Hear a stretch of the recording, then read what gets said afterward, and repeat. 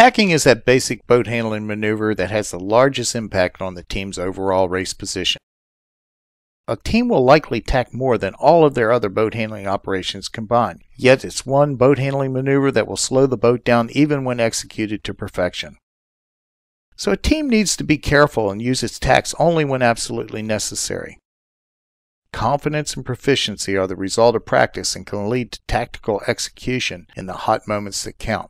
Because the J105 is raced in conditions that vary from light air, where the boat struggles to accelerate, to breezy conditions, where keeping the boat under control is the name of the game, tacking becomes an art form that is based on the crew's ability to react to the conditions present at the moment of the tack.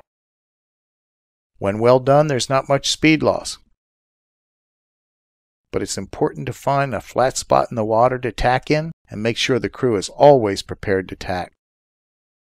Effective drivers establish organized and disciplined procedures in their activities. Rarely will a good driver stray from the same basic routine, because he or she must have some consistency with many inconsistent variables to deal with off the boat.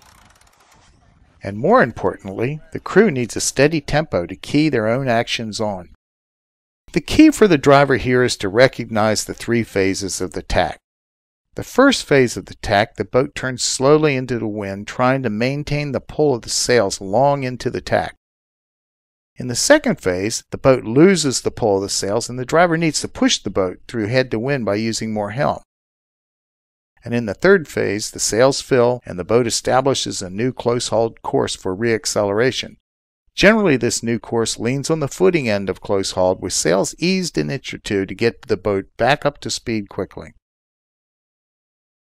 Here you can see 1999 J80 North American champion Roger Kagan demonstrating an excellent tack. His tack can be broken down into two separate procedures found in the same order in every tack regardless of the conditions. First and foremost, the driver must be driving and focused on the turn the boat makes. And the driver must shift his weight with the crew to either roll tack the boat or move in unison with the crew to the new windward side. While there is a temptation to stand when turning, it's really difficult to stay focused on the feel of the boat or to keep a solid perspective on the telltales or horizon, all of which aid in the driver's making the boat an extension of himself. Keying off landmarks you pick on shore, or simply the break of the jib and the main as they luff at head to wind, are ways you recognize how quickly you should move into the next stage of the tack. The main trimmer is always critical to the success on the J105. The main is a huge part of the horsepower in this sail plan, so the main trimmer has the responsibility of helping drive the boat through its maneuvers. The main trimmer has to be conscious of the boat's need to reaccelerate out of the tack and at the time at which the trim goes into either the accelerate, the fine-tune, or the point mode. Here you can see Dave Bonney demonstrating the main trimmer's role. He begins this procedure by trimming the main in to help the boat turn. Then he trims the traveler across as the boat breaks through head to wind. He then shifts his weight to the new side with the crew. Eases the main to help the boat accelerate on its new tack.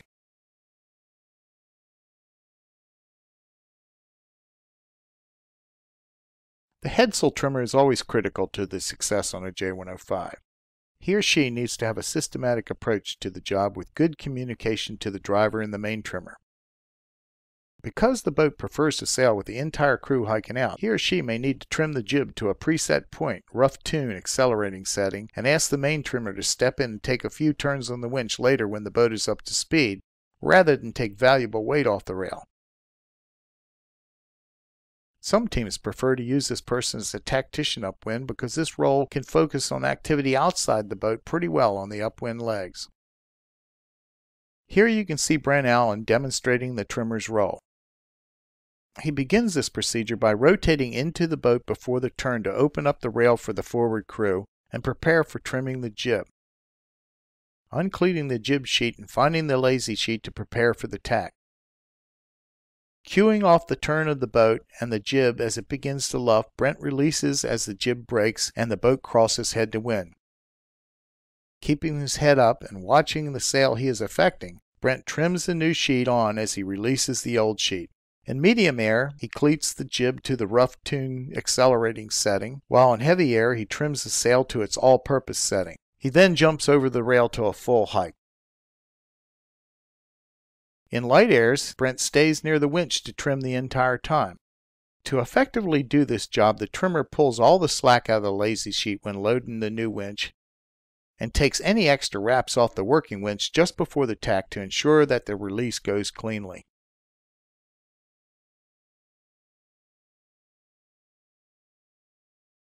The mastman and 6 crew members, sometimes referred to as pit, will be the first onto the new rail.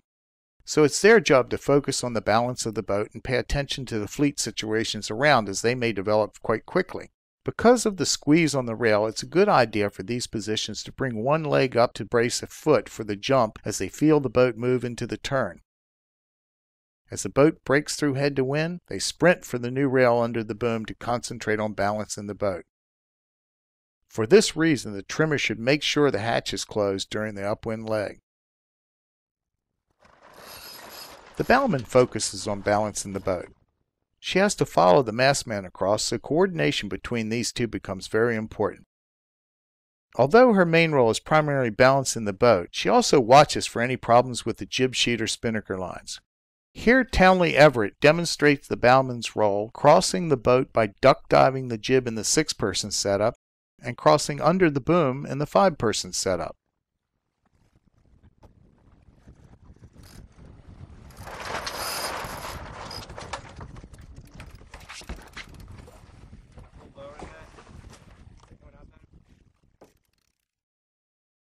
The simple layout of the J105 can be deceiving in terms of its challenges. Tacking the boat may be easy to do, but tacking the boat really well is not so easy, since it requires rigid discipline in the routine.